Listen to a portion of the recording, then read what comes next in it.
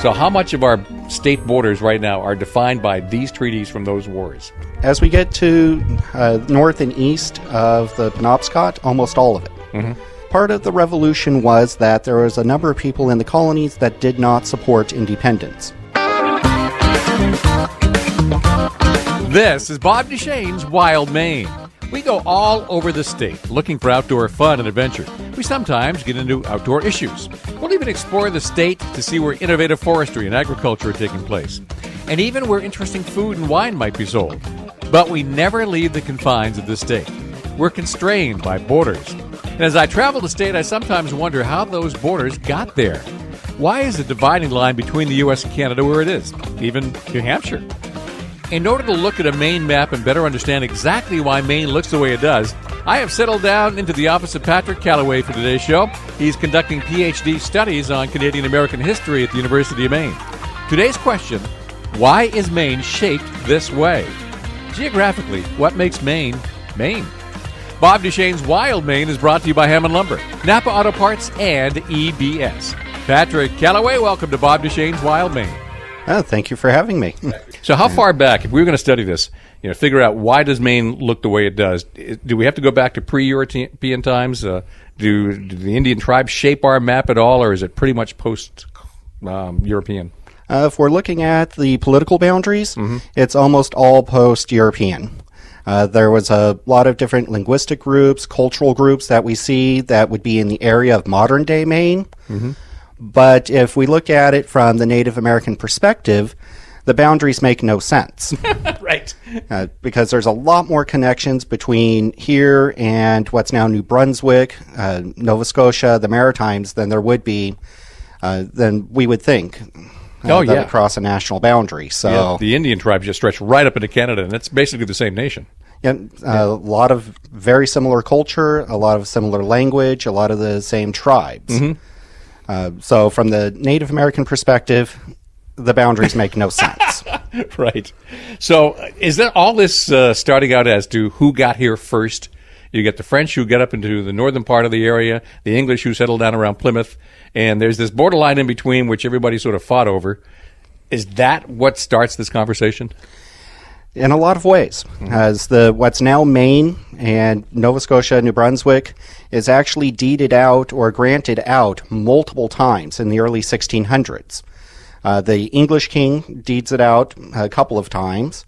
The Scottish king, Scotland and England had the same king but different monarchies up until 1707. So in his capacity as the Scottish king, James I deeds it out a couple of times. The French king deeds it out. Are they deeding out the same lands? Yes. Oh, that gets exciting. Yeah. So we're in a time where nobody knows what the geography is. Mm-hmm. Right. So they know there's land out here vaguely somewhere. There's Champlain's discovery, so they have at least an idea where the coastline is. But nobody really agrees on how big the place is, how far it goes, where the rivers are. This is the same time if we look at some of the land grants for the other English colonies. In theory, Virginia stretches all the way to the Pacific, which nobody English had seen yet. Mm-hmm. So the land grants get very complex. I don't think I was aware that the Scottish king had given out land grants. Yep. That would explain, Nova Scotia. Is that what we're talking about, or is it something else? Because Sir William Alexander has a grant in the 1620s from the Scottish crown for what's now Nova Scotia. And as it turns out, a lot of Scots eventually end up over there. Yep, later immigrations. They take Nova Scotia from a place name and turn it into something that is, in a lot of ways, New Scotland. Mm-hmm. So you have all these different nationalities giving out grants to the same properties. You have actual settlers settling on the map, either on some of the good fishing sites north of us, or the Plymouth colony for the English, and you go down into Virginia and you got Roanoke and all that. So you divide this up a little bit as people come to settle here, but the lines are still indistinct. Right. Nobody knows what the lines are supposed to be. So as we look back, we have to forget a little bit of what we know on where the lines are now. And if we look at it from their perspective, there are no lines. This idea of a United States or of a Canada or of a Maine makes no sense. So early arguments had to be based on the coast because there weren't any roads. So how does that develop?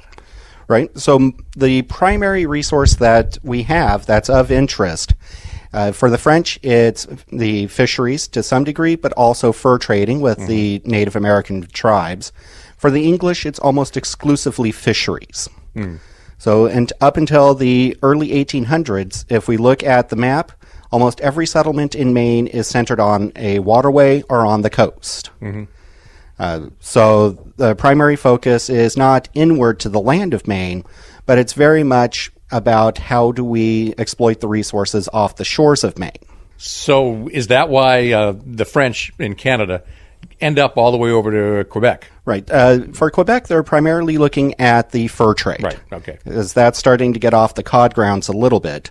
But that's why we see so many conflicts over Newfoundland, of all places, and the fishing rights off of Newfoundland, because that's where the primary cod banks were. And so they fought over, like, St. John, Newfoundland quite a bit. Right. There's a lot of negotiations back and forth over who would have the right to land and dry fish there. Is there any reason they couldn't get along and just agree to occupy the same space and share harbors?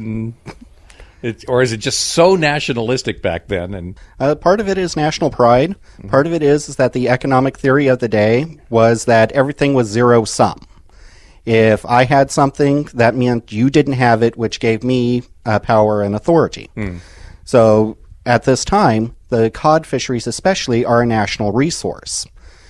First, because at a time before refrigeration, what they found was that if you can dry and salt cod, it'll actually go to the consistency of a board, and it'll actually be perfectly preserved, in some cases, for years. So to sustain an army, to sustain a navy, that was important. In Europe, it's a very important economic good because, according to the church, about half the days of the calendar are considered non-feast days. So you could not eat what was called a warm food, and fish was considered a cold food, so you could eat it. So that was a very good source of money. So early on, what were the most important contested sites? I know when we think about Maine, we do think about Castine, but where else here? And also, let's go up the coast and into Canada a little bit and put that in perspective. Okay, so the first major French settlements are right around the Bay of Fundy.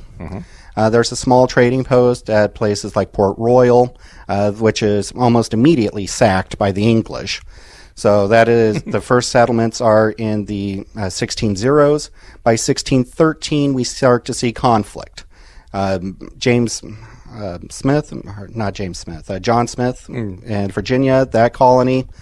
Word spreads pretty quickly, even before Plymouth, that there's a French presence up in here somewhere. So as early as 1613, we see the sack of the mission at St. Sauveur, which is now just outside of Bar Harbor.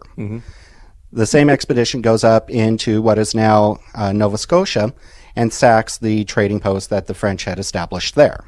So we start with a conflict very early, even before Plymouth shows up. Before any of the settlement, there's already European wars starting to come up and down our coast. Wow, that early. That's amazing. I mean, you're talking about a Virginia colony that's not very old at that point.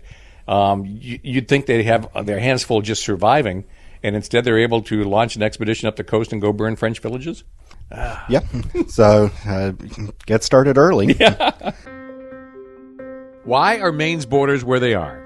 Patrick Calloway is the historian working me through all this. We know that Castine was one of the most important sites on the Maine coast. The French, British, and Americans kept fighting over it for well over a century. So where else along the Maine coast were key fight sites that eventually determined our borders? Well, go refresh your coffee, then come on back and find out. This is Bob Duchesne's Wild Maine on Sports Radio 92.9 The Ticket.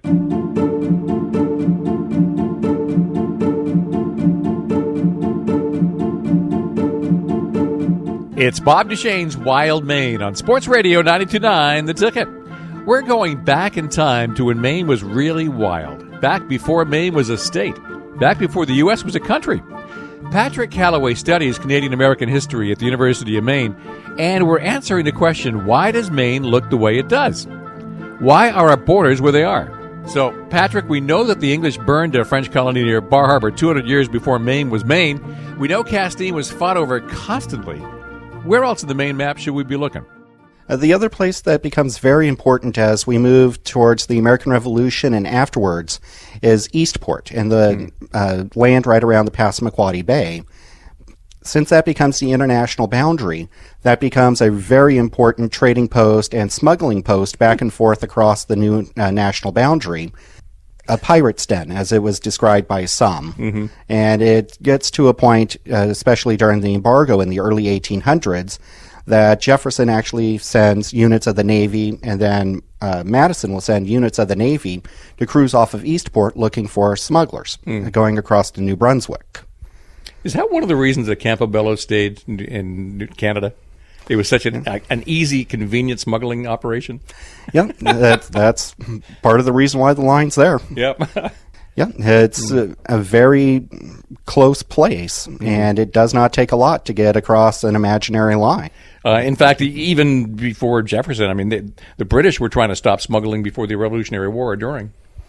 To some, they come around on the idea of smuggling after the Revolution. They actually start to encourage it after the Revolution, and particularly leading up to the War of 1812. The British do. Right. Yeah. British authorities out of New Brunswick and Nova Scotia are actually encouraging that activity. What were they smuggling? Was it a two-way street, or is it just one way? It's a two-way street. So what was going back and forth? Going to Nova Scotia and New Brunswick tended to be a lot of food products. Nova Scotia and New Brunswick are not self-sufficient in food. As I had the good fortune to be in the Halifax archives last week, and there's letters back and forth even as late as 1812 about the need to have grain and other food products imported from the American colonies. So there's a lot of food going out, some lumber products. Coming back in from New Brunswick is plaster of Paris. So gypsum. Really? Because it was used as a fertilizer. So that's part of it. A lot of it is also British manufacturers. Britain is a little bit ahead of the United States in terms of the Industrial Revolution and industrial development. So there's a lot of those products that people have become used to being able to get that are now being smuggled across the boundary. As we get towards the end of the War of 1812, get to 1814 and the first part of 1815, a lot of what's being exported is hard currency, so gold and silver, going out through the main ports up into what's now British North America. What was fueling all of the smuggling? Was it tariffs or any kind of other trade restrictions that made it just cheap and easy to smuggle stuff across? Or a lot of it has to do with the political situation. Jefferson imposes a complete embargo in 1807, so no trade was supposed to be going anywhere, which was absolute destruction for a lot of communities along the New England coast that depended on those external markets for fish, for salt, for any number of commodities. So there's not really a whole lot of obedience there because it was absolute ruin. The British authorities are short on food. They're not really well developed economically or agriculturally, so there's a desire to have those products imported. So it's an economic situation that makes too much sense for the politics to get in the way. Now, here we have Maine, which is not even a state yet at that point. Sort of separated from Massachusetts, not terribly well ruled from there. So how much did our unruly citizens participate in all of this? It varies. You have a lot of conflicts in the sources because, especially as we start to move towards the 1800s, this isn't something that people want widely advertised, particularly after 1815. Certainly, they would not have seen it as smuggling. It was the traditional trade that they had conducted, and they considered the embargo and other restrictions almost illegal. One of the conditions put forward by the Hartford Convention, the Convention of New England States that gathered together in 1814, that was one of the complaints, was the use of embargoes as a political tool. For people that were involved, they were many of the prominent merchants, particularly along the coastal communities, that tended to be federalist in their politics and very closely connected to the trading networks economically. One of the great disputes that we see right around 1820 is over William King, who becomes governor of the state of Maine. And there's a very interesting pamphlet battle back and forth over whether or not he was or was not a smuggler. And he probably was. Probably was, given his circumstances. But Yeah. I know I could get an indictment, but I'm not sure I could prove it in court. We keep coming back to Castine because that was a unique place. Yeah, there's a lot of conflict, and Castine, being right on Penobscot Bay, right at the mouth of Penobscot, tends to find itself in the middle of a lot of different conflicts. By the time we get through the mid to late 1600s, it's pretty clear that the southern part of Maine, so about Brunswick further south, that's going to be strongly English. Their trade is mostly with Boston or with other ports in the English Empire. Their economy is built around things like timber, mast, things like that go into the English side of things.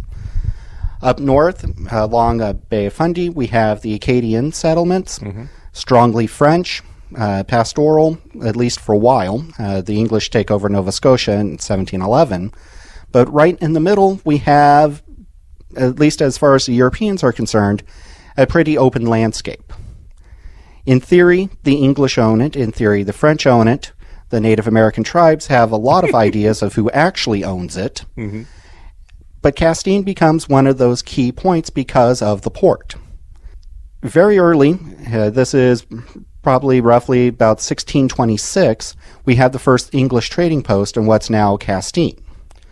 The French come by, and they set up their own base of operations in the 1630s. Same place? Yep, same place. So Fort Pentagoet, they set up a trading post there. Most of these are directed towards trade with the Native Americans and in the furs. Using the Penobscot and the various different branches and other ways of communicating, the Native Americans are able to travel pretty much anywhere you would want to go and be able to funnel into that spot for the purposes of trade. Which they did long before we got there. Yes, this is right around Castine was a summer gathering spot, probably 2,000 years before Christ. Middens, you find the old middens there, and they're ancient. Yeah, so there's a lot of traffic. If the water really is the road, wherever the water is, it's easy to get to and to get away from. It's a very important spot. So that becomes sort of that informal boundary between English and French claims. It's not really a legal boundary, but that's just the way it starts to function. So you have a very strong French presence there through the 1670s and 80s. The Baron de Castan, he's the second in command of the fort that is established there. After that's burned down, he has a habitation a little bit further towards the Bagaduce side of Castine. But there's still a very strong connection with the French based on the trade connections with the Native Americans, and in the case of de Castan, even marital relations. So you have, and it's very typical that we see in French-Canadian history up to the conquest in 1760, that there is a lot of marital relations, or at least marriage in the custom of the country, as they called it, between the French settlers, between French soldiers, and Native Americans.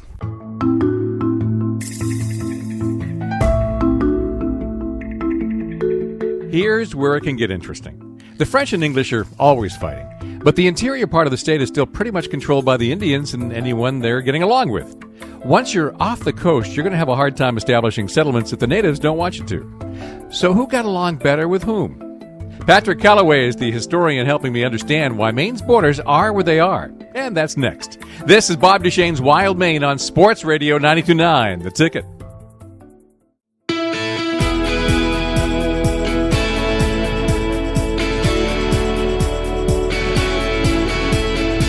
This is Bob Duchesne's Wild Maine, Saturday mornings at 9, Sunday mornings at 8 on Sports Radio 92.9, The Ticket. Today's question, why does Maine look the way it does? Historically, how did our borders end up where they are? They mostly got settled through early land grants and later treaties, but for practical purposes, God was on the side of the bigger battalions. And it also mattered which side the Indians were on. Patrick Calloway studies Canadian-American history at the University of Maine, and I've got to see if my understanding is correct, Patrick. Did the French get along better with Wabanaki tribes than the English did? It's a pretty consistent theme. Yeah. It's just a different type of settlement. The fur trade required Native American labor and expertise to run. There was not as many French settlers or agricultural settlements, so there wasn't that really strong conflict over land. Culturally, they were a little bit more forgiving, and a little bit more accommodating. It'd probably be a better way to think of it. Particularly in terms of religion. And the Jesuit order tended to be very interested in learning the language, the customs, the traditions, the cultures of Native Americans. So this is a point of argument over whether this was actually a connection of equals, perhaps. But they tended to get along a lot better than, especially the New Englanders that come over, the Puritan New Englanders who are coming over. They can barely get along with anybody. Yeah, they can barely get along with anybody, including themselves, half the time. But they're here for agricultural settlement. They're here as a means of fighting off the wilderness. So that entire, find God in the wilderness, transform the wilderness. With Native Americans being considered part of the wilderness, there's not a whole lot of peace back and forth. So even when the English are doing fairly well with their coastal navy, they're very strong at sea, they can control a lot of the coast, but the French have friends among the Indian tribes inland. That must keep the English from penetrating very far, even after they own many of the sites along the coast. Yes, because there's the settlements along the coast. If we're looking around Portland, if we look at the times when they come into existence, we're talking 1630s, 1650s.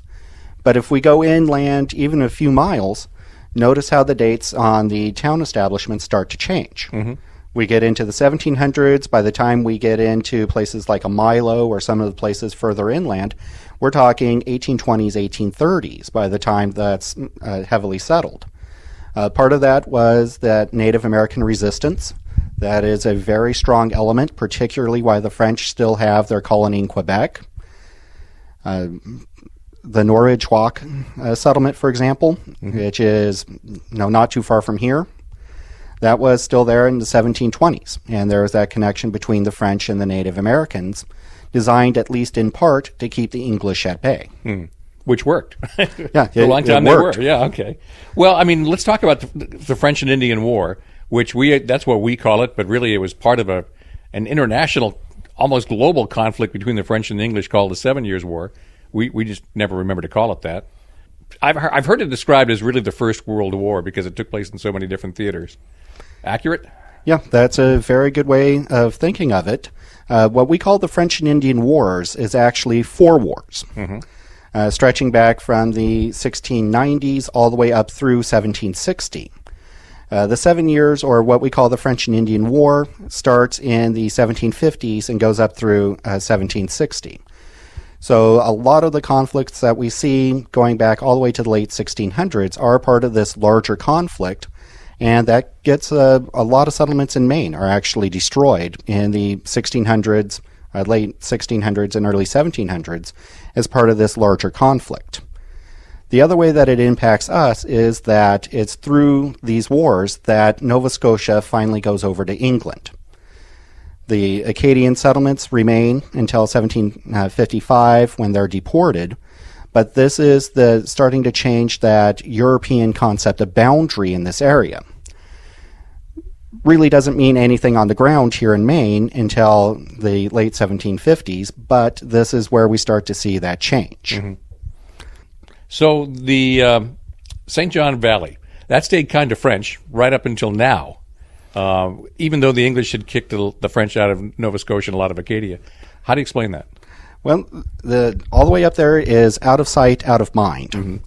The first settlements there, formal settlements, are not even until 1785. So there's nobody up there to be ruled over, and there's really nobody there to keep an eye on it. The boundary up there isn't even set until the 1840s, and since our focus was so much on the sea and on trade, it's really the road to nowhere. So what happens up there, and the reason for that very strong French influence, is that a lot of the Acadian that had escaped deportation or had returned from it combined with some of the French Canadians that were leaving British rule in Quebec. And they find the St. John's, and they basically have their own isolated community that nobody's really paying all that much attention to. Mm-hmm. It's not until the War of 1812 that some attention starts to come their way, because part of the problem the British have is that they had Nova Scotia, they had some settlements in New Brunswick, they had Quebec, but nothing in between. And the St. Lawrence River was frozen for a good part of the year, so they couldn't get anything moved by ship, whether it be men or supplies for the army. So what they started to do was to march men across the St. John's and across what's now northern Maine on snowshoes, and they'd send them to Quebec by land. So people start to pay a little bit more attention to the St. John's because it's potentially on the road to somewhere now. And there was actually people there. Yeah, there was a settlement there. There was at least some shelter, a little bit of food. It becomes one of the stopping points on this journey between New Brunswick and Quebec. Mm-hmm. And we're not even a state up until 1820. So how much does Massachusetts governance of the colony up here determine what our boundaries look like now? Any idea? Up in the St. John's, nothing. Nothing. Massachusetts state authority is non-existent. Mm. If we're looking at our western boundary, that has a lot more to do with what the British Crown did than the state of Massachusetts, because the boundaries were set by the Proclamation of 1763 and the Quebec Act in 1774. What's now the western and the northern boundary of Maine is actually set by that. Good. I was looking at the map before we started talking today and said, I can understand why there's a border at the St. Croix River, the St. John River. I cannot figure out why the western Maine border is where it is, because it's not following what appears to be many geographic landmarks. It was done off of a series of British Army surveys in the 1750s and 1760s, and according to the law put down by George III, the boundary between Quebec and the other American colonies would follow the height of land along that border, and then to the 45th parallel, and it'd be a straight line. So for New York, Vermont, that's why the border is a straight line at the 45th parallel. It's because George III said so. Well, he got something right then. Yeah. I can still never figure out the border between Maine and New Hampshire because it doesn't follow a lot of landmarks. Or is it following those boundary mountains? Yeah, it's one of the old land grants. Mm-hmm. A lot of land in New Hampshire was granted out, and the one guarantee was that the colony would have access to the sea. So that's why we have Portsmouth and that small little piece of land along the ocean for New Hampshire. That was part of the agreement made between the British Crown and the people they granted that land to. How that one particular border came into being, to me it looks like somebody just drew a line. And yet we still, to this day, or at least recent history, have argued over who gets to tax people there in Kittery and Portsmouth and the Naval Yard. Yeah, we're still at it. Yeah. Some of this stuff is still in existence today. Some of the arguments that were had 200 years ago still exist. Mm-hmm. Yeah. Well, if we think back even a couple of years ago to that East-West Highway controversy that we've been having, we could draw a very good parallel between that and the British marching troops back and forth between New Brunswick and Quebec through the St. John 200 years ago. Mm-hmm. Is how do we get from east to west in a place and a state that goes north and south. Today's episode of Bob Duchesne's Wild Maine is all about why the borders of Wild Maine are where they are. Historian Patrick Calloway is reviewing it with me. So far, we've got a handle on what the conflicts were. Now we've got an idea where some of the boundaries were set up by land grants, British surveying, and decrees by King George III. But what follows soon are a series of wars and treaties that set the boundary in stone, more or less. Well, sometimes less. 3 wars, 3 treaties, up next. You're listening to Sports Radio 92.9, The Ticket.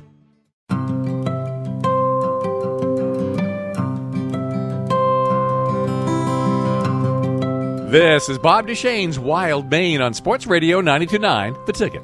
Did you ever look at Maine's borders and wonder, why there? In some cases, it's rivers, the St. John, the St. Croix, but it could have been the Penobscot or the Kennebec or some other river or mountain range or any number of latitudes and longitudes.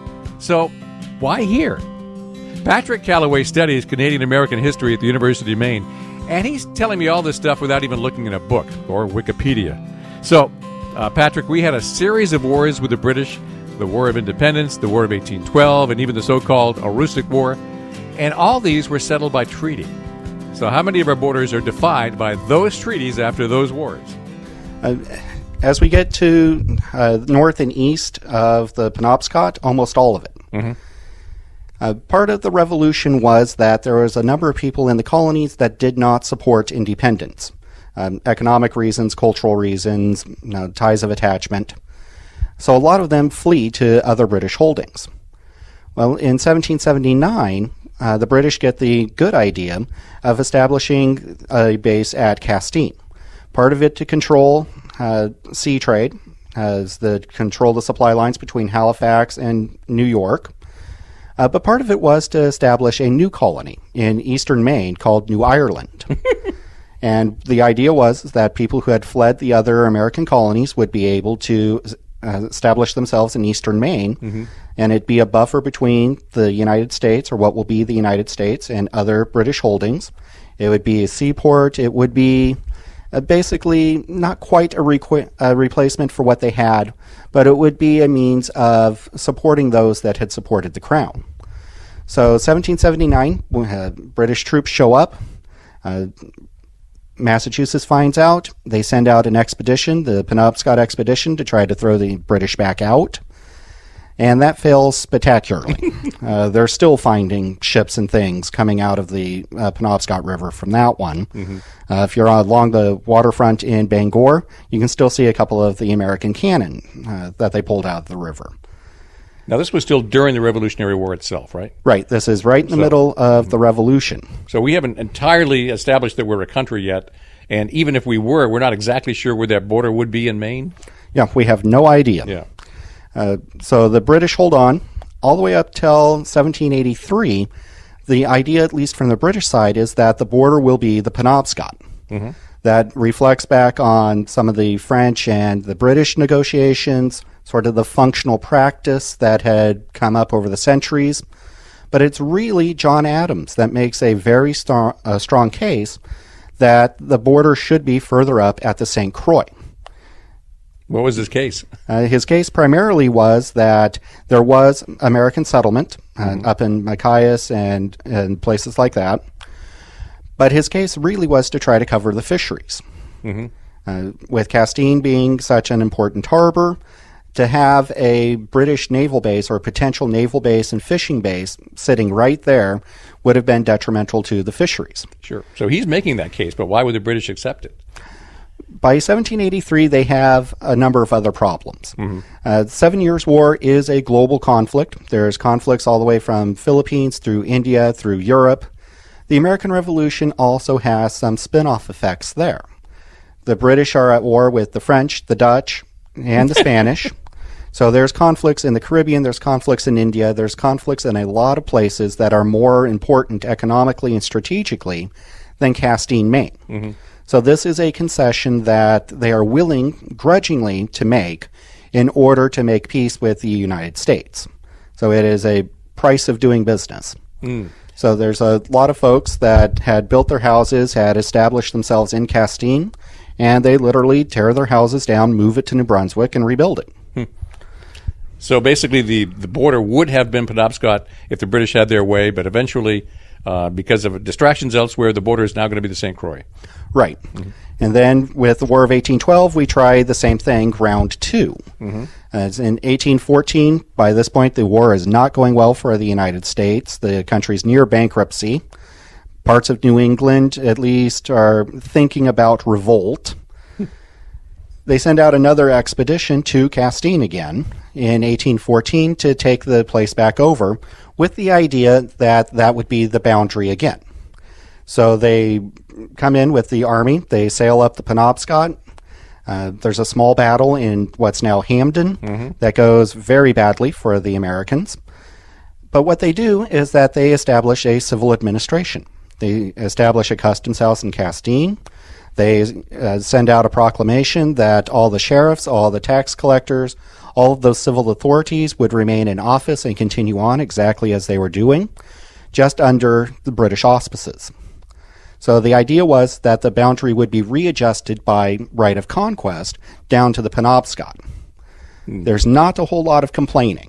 Up by Eastport and Moose Island, about half the population actually signs proclamations or certificates of loyalty to the Crown. Mm-hmm. Really, everything from Penobscot all the way up falls in the span of about 2 weeks. So there's not a whole lot of complaining. There's some move afoot in Massachusetts to try to come up and do something about it, but that's not going to happen. So in another treaty, Treaty of Ghent, on Christmas Eve of 1814, the British and the Americans agreed that the boundaries would exist as they did prior to the war. So little bits and pieces that the British were able to take over around Lake Champlain, eastern Maine, parts of what's now the Michigan and up there, would all be returned to their original owners. So the treaty there basically reconfirms the St. Croix as the boundary, more or less because that's what was there in the first place, more so than any great logic behind it. So that still didn't stretch the line out far enough. When they set that boundary of the St. Croix, that's all well and good. But you get to the islands and out into the bays and out as far as Machias Seal Island, that line is still not all that clear. Nope. It's still not clear. A lot of the historical claims that go back and forth are based on surveyors and different surveying activities that took place in the 1700s, early 1800s. So we have the compass, but we're talking about a time way before GPS, way before Google Maps, way before any of those types of things. I can't imagine that Canada and the U.S. will go to war over it or anything. That's off the table, but it sure is still interesting that that boundary is still not entirely clear. Did they fix anything after the so-called Aroostook War, which did end with a Webster-Ashburton Treaty? We agreed to some stuff, and that fixed the boundary a little bit better, or did it? Yeah, that pretty much takes the St. Croix boundary and takes it up to where it is now. If you look at the map, the line is almost straight. That's just the conclusion that they made, was that they draw a line from the St. Croix to the St. John's and call it good. So at that point, Campobello's on the other side of the line, so everyone's happy they stay in Canada, essentially. We still don't figure out Machias Seal Island. It's still disputed today. And so if you ever want to see these historical artifacts, the only thing we're really arguing about is lobster fishing rights, but the line's not there. Good luck figuring that one out. Well, I'm glad we get along okay with Canada so far. My guest is Patrick Calloway. He studies Canadian-American history at the University of Maine. We're looking at the Maine map and talking about how each one of those borders got there. How exactly is Maine, Maine? Coming up, centuries later, you can still see some of those same issues that divided Maine and New Brunswick long ago. This is Bob Duchesne's Wild Maine, and the station is Sports Radio 92.9, The Ticket. Welcome back to Bob Duchesne's Wild Maine on Sports Radio 92.9, The Ticket. Look at a Maine map and tell me why all those borders are where they are. The answers go back centuries, but the effects come right up to today. Patrick Calloway studies Canadian-American history at the University of Maine. And Patrick, our roads today are commercial routes. Back then, how many of those roads were actually built to move troops? Not a whole lot, because by the time we're talking about, we're still talking 1820s, 1830s, even for the Aroostook War, we're right on the cusp of railroads. A lot of the terrain in Maine is not really favorable for road building. Kind of wet, ain't it? Yeah, a little wet, a lot of trees, you a lot of mountains. There in Route 11 on the way up to Fort Kent. I can't imagine building that road through there at that time. Oh, my word. Yeah, I wouldn't want the job, that's for sure. So let's take us right up to modern times now. We still have occasional conflicts between the U.S. and Canada, or Maine and Canada. We conflict over what Canadian workers get to do in our forests here when they come across to do logging. So we still have some of these border conflicts that still exist. How much of your studies these days are about commerce between Maine and maritime Canada? A lot of my studies are about that peaceful commerce. Sometimes it's legal, sometimes it's not. But there is a certain amount of conflict, but if we look at the broader scope of the late 1700s and early 1800s, there's a lot more peaceful interaction than there is conflict, particularly after the 1790s. In one very famous case in 1812, at Calais and St. Andrews, there's a 4th of July celebration. Calais did not have enough gunpowder, so the folks in St. Andrews sent some over. War had been declared weeks before, but basically they'd called the whole thing off. Mm-hmm. So there's a lot more peaceful interaction than there is conflict. Conflicts tended not to last very long. Back then, along those borders, I've got to think there was a lot of intermarriage anyway, and borders weren't all that firm. There had to be a lot of cross-border traffic going on just with the locals. Yeah, there was the idea of customs boundaries are very new. Mm-hmm. As if you think it's even been within the last 10 years or so that you actually had to have a passport to go to Canada. Mm-hmm. So especially in places like the St. John's, where they literally just drew a line through the middle of an existing community, it's very common to have relations on both sides of the border. We see the same thing around Calais and St. Stephen's. We see a lot of that around these boundaries, particularly those that were drawn in after settlement had occurred. Mm-hmm. So there is a lot of intermarriage. There's a lot of trade back and forth, some of it formal, some of it informal. But there's a very strong cultural and, in many cases, familial tie across the borders. Yeah, even Campobello, if you want to get cheap gas, you go over to Lubec. Yeah. Yeah, you'll save $1.50 a gallon. Yeah, really. So what haven't we covered here? We've got Maine looking the way it does. Western boundaries pretty much mapped out by the English. Then the eastern boundaries, well, obviously the sea line, the coast is a boundary itself. But the northern boundary along New Brunswick there, that's all set by rivers.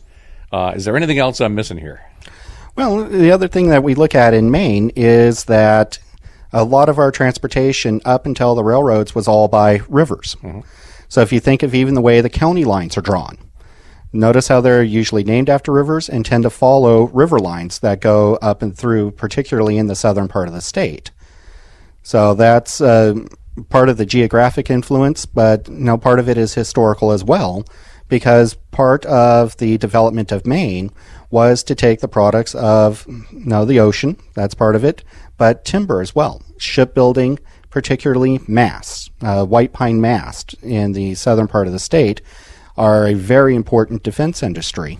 There's very few trees that could be found that were large enough to be a mast on a warship, so that becomes a crown monopoly. Mm. So that there's a lot of development up around the rivers, not just for the reasons that you would expect of agriculture and irrigation and things like that, but part of it is that historical connection with shipbuilding and, at least for a while, with the Royal Navy.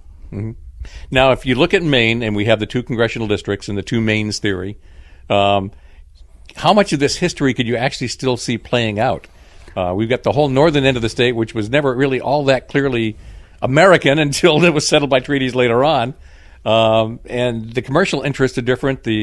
Almost the culture is a little bit different. Do you see some of that history playing out today? Yeah, there's a lot of that. Because if you even look at the congressional districts, there is a connection between what we would see on the map in the 1650s and what we see today. Mm-hmm. Because that area around Portland along the coast tends to be much more heavily settled, much more closely linked to Boston and to points in New England.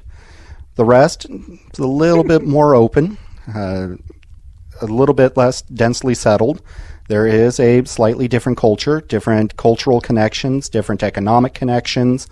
In a lot of ways, even now, different economic considerations and how to make a living. Mm-hmm.